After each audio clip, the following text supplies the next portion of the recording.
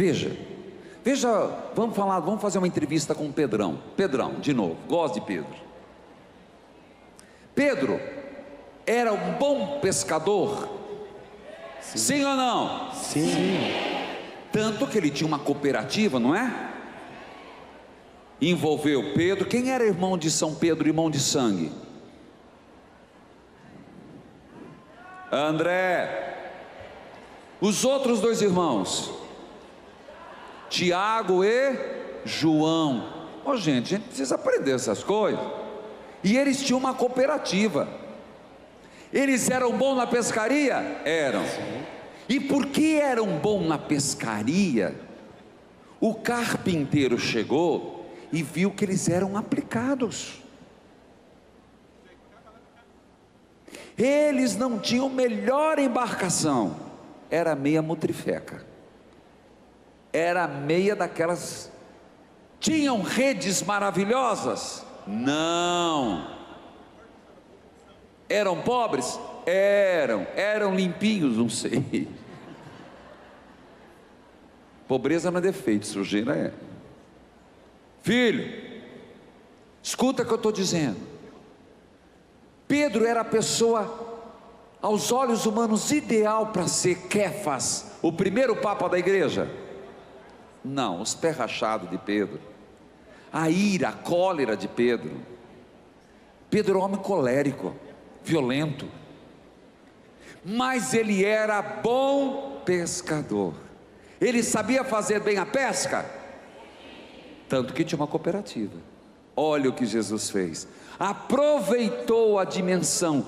Pedro, tu és um bom pescador, Pedro, rude, mas é um bom pescador. Eu te quero, agora você vai pescar homens. Deus aproveitou a qualidade de Pedro. Ele tinha muitos defeitos, mas Deus aproveitou. Só que há uma diferença, e eu fiquei pensando isso ontem, criou uma confusão. Pedro era um ótimo pescador, Deus aproveitou que ele era pescador, fez pescador de homens, mas ao mesmo tempo, Pedro teve que aprender algo mais.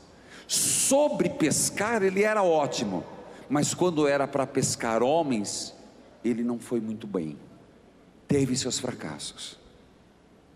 Tanto que o primado de Pedro acontece, e Pedro voltou a pescar peixe. O problema é que ele desaprendeu. Não é que ele desaprendeu, não era mais o foco dele. Ele lançou a rede, passou a noite inteira. Foram bem na pesca? Pasmem, né? Questão de 3 anos, nem 3 anos. Um cara que a vida inteira pescou, voltou a pescar, não achou? Pedro não é que desaprendeu, perdeu o foco, mas por algo melhor. Tanto que quando chega um carpinteiro e diz: lançai as redes, Pedro falou: olha, Senhor, você entende de carpintaria, eu de pescaria. Vamos definir os quadrados aqui, meu Senhor? Vamos definir os quadrados? O senhor entende de carpintaria ou de pescaria? A noite inteira eu pesquei e não tive sorte, não. Mas em respeito à tua palavra, eu vou pescar. Onde que eu quero chegar?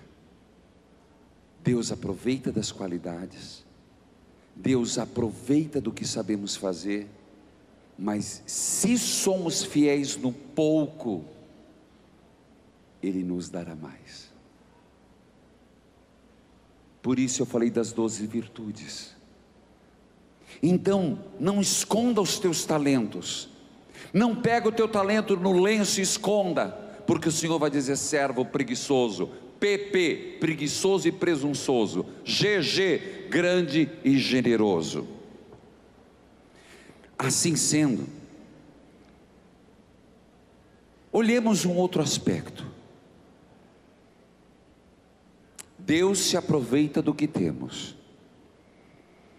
Mas aí você vai se questionar sobre alguns aspectos de nossa vida. Se você não for uma pessoa sensata, você vai amarrar teu burro no lugar errado. Se você não for uma pessoa do bem, você vai usar toda essa esperteza para o mal. E aí as coisas começam a dar errado.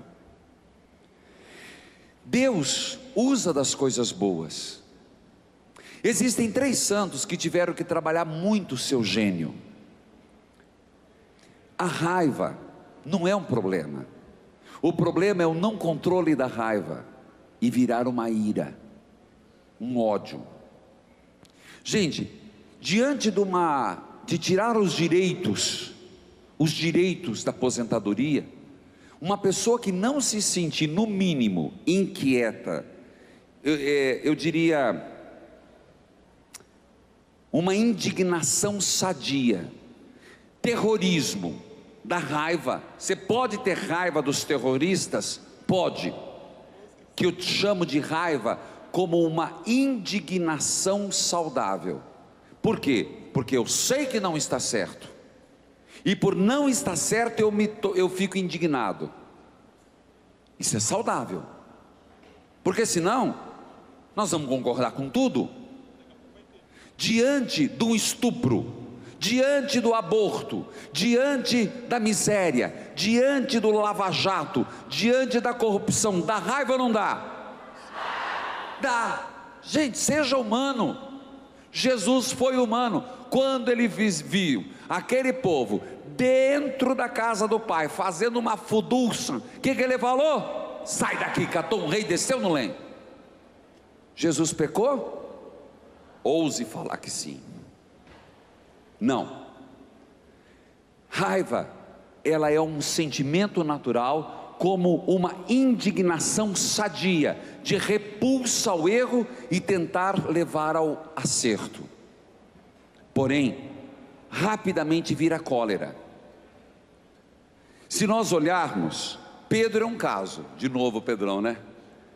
Pedro vai ter que me dar uma chance, que eu estou falando tanto dele, não mal, só estou aprendendo dele, fazendo uma conversinha com ele. Pedro, ele era raivoso, só que num determinado momento ele usou da fúria, quando ele pegou a espada e cortou. Jesus até entendeu o estado de indignação de Pedro, mas não aceitou o estado da violência. Pedro, guarda. Deus se usou bem Pedro? Usou. Corrigiu Pedro? Corrigiu. Pedro teve que ser esmerilhado? Teve. Segundo, dons. São Jerônimo. Qual que é o grande valor de São Jerônimo? Quem lembra? Vou tirar meu... Qual? São Jerônimo traduziu a Bíblia. Uma salva de palmas a São Jerônimo. Um homem tomado profundamente de cólera. Esse homem era chamado Leão do Deserto, tanto que ele escrevia, até brigou com Santo Agostinho. São Jerônimo tinha uma personalidade irascível, mas inteligentíssimo. Diz que quem só suportava ele eram umas freiras, que por sinal só deixava ele entrar em vez em quando. Diz que o homem era de uma personalidade, tanto que ele vivia trancado. Credo, padre. São Jerônimo que traduziu a Bíblia. Deus se valeu dessa matéria bruta? Sim ou não? Sim. Mas então o que São Jerônimo fez? Só usou inteligência? Não. São Jerônimo, ele dominava a cólera, e de uma forma que certa vez um confessor o encontrou. Jerônimo era consciente das suas limitações, e por isso ele dominava a cólera numa vida de penitência, oração, jejum e isolamento. Você entendeu que ele colocou limite à ira? Certa vez, conta que um bispo foi vê-lo, e o que encontrou? Ele com uma pedra na mão, batendo no peito. Fazes bem em golpear-te com essa pedra, do contrário, a igreja nunca o poderia canonizá-lo. Compreendeu? Um outro, São Francisco de Sales, furioso, ele tinha 19 anos, ninguém aguentava ele. São Francisco de Sales, o santo da mansidão, olha o contraditório, que escreveu Imitação de Cristo, que escreveu primeiro a Vida Devota, Introdução à Vida Devota. Ele tinha um temperamento que nem a família o aguentava. Se tornou um bispo dócil, que converteu praticamente toda uma cidade do luteranismo. Você percebe como Deus se vale das nossas qualidades, e quando a gente pede, Ele nos ajuda a termos domínios das nossas imperfeições?